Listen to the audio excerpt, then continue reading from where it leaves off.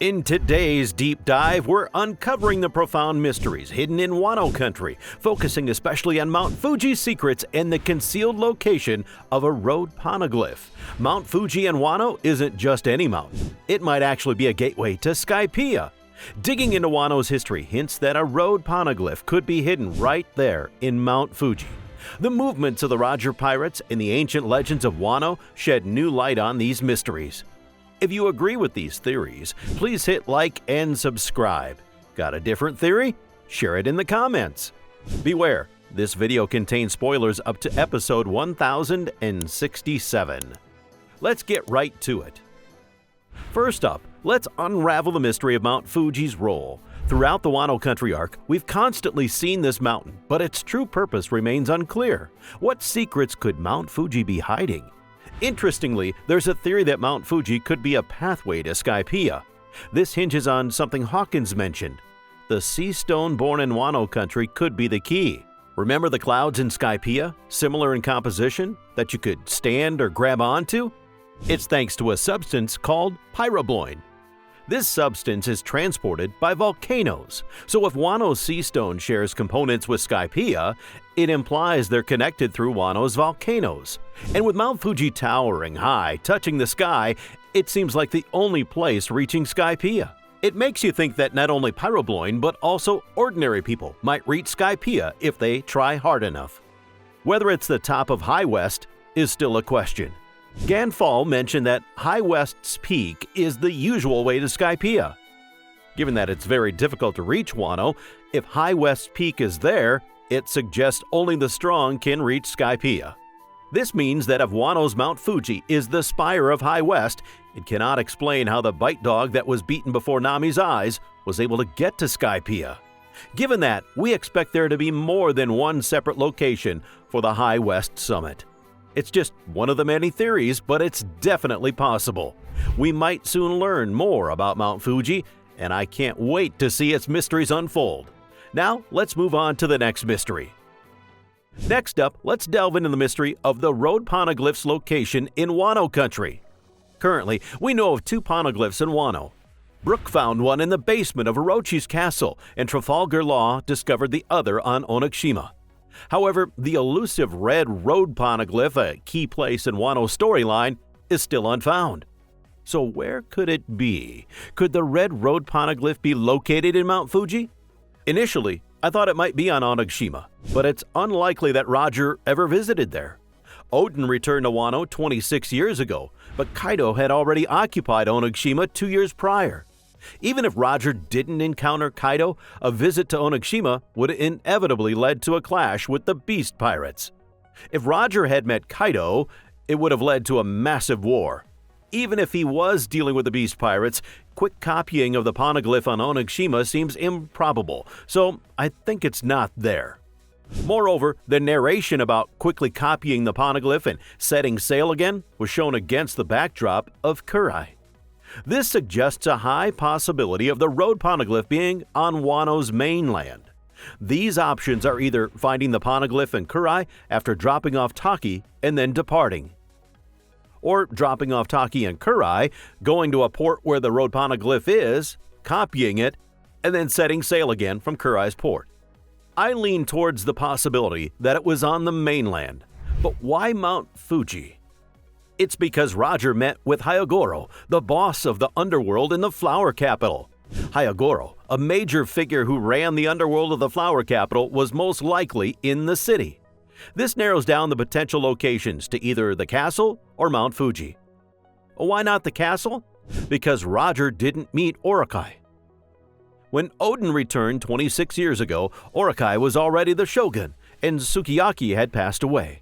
Oden learned about this only after visiting Laugh-Tale, so it's more likely that Roger didn't go to the castle.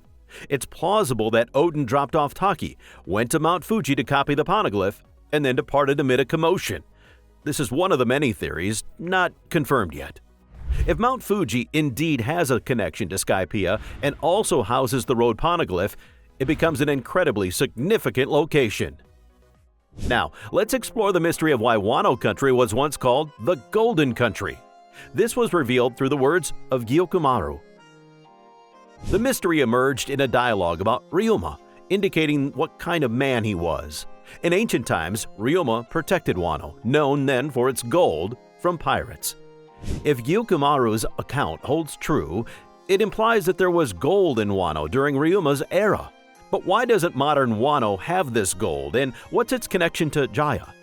There are several commonalities, ancient text on the giant golden bell in Jaya, and both being referred to as golden cities.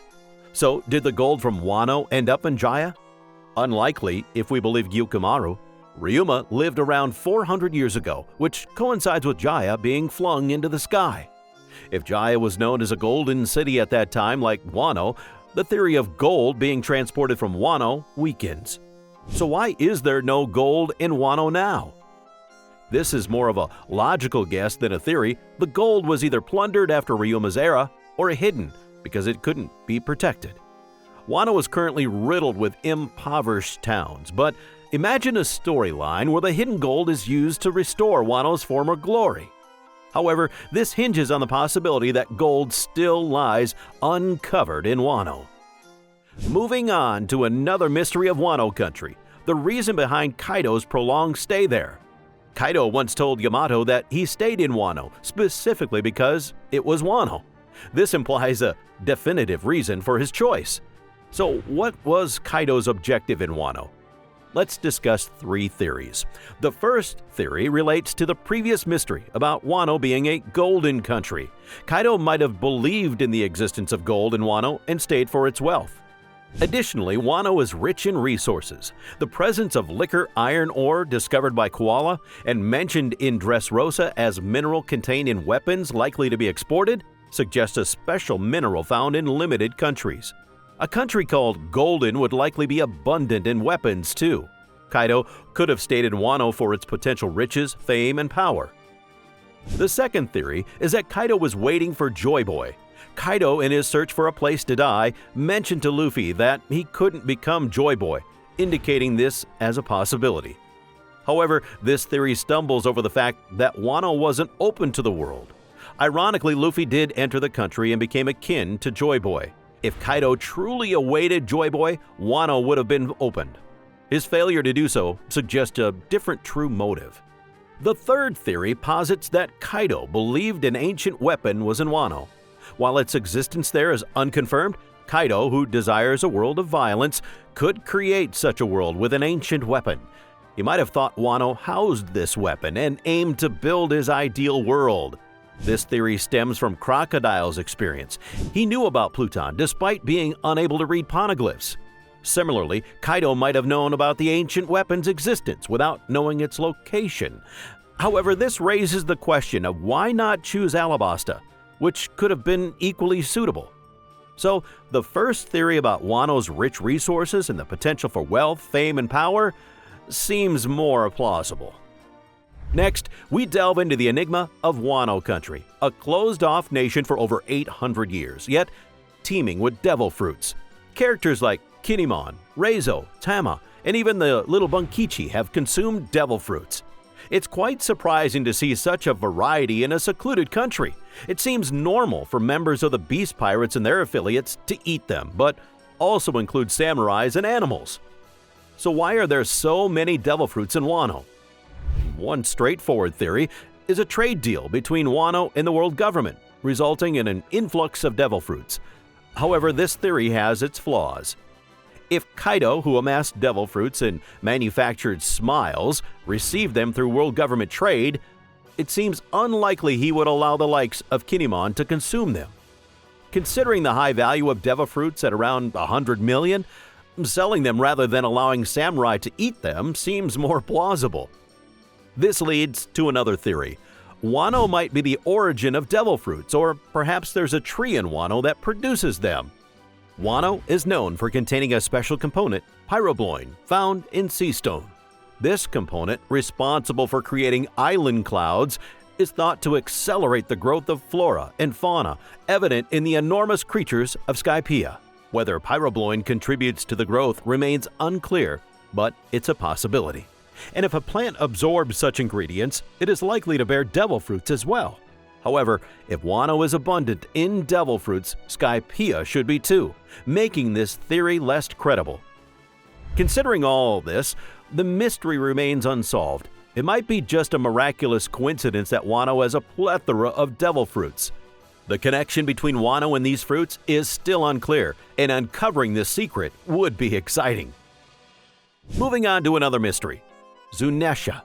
Its very existence is a riddle, and the fact that it's been condemned to only walk for ages adds to the intrigue. What crime did Zunesha commit? I believe it's related to Joy Boy from 800 years ago. Joy Boy, as hinted, failed to fulfill a promise to a mermaid princess. Momonosuke's words suggest that Zunesha was a comrade of Joy Boy and committed a crime 800 years ago. Given their shared history and camaraderie, it's plausible they were involved in the same misdeed. But why is Zunesha restricted to only walking?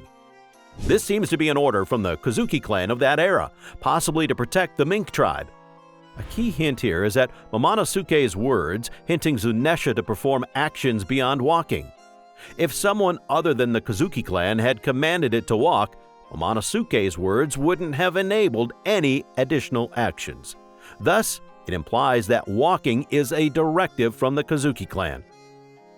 From the interconnections among the Kozuki clan, the Mink tribe, Joy Boy, and Zunesha, we can infer that these four forces were allies.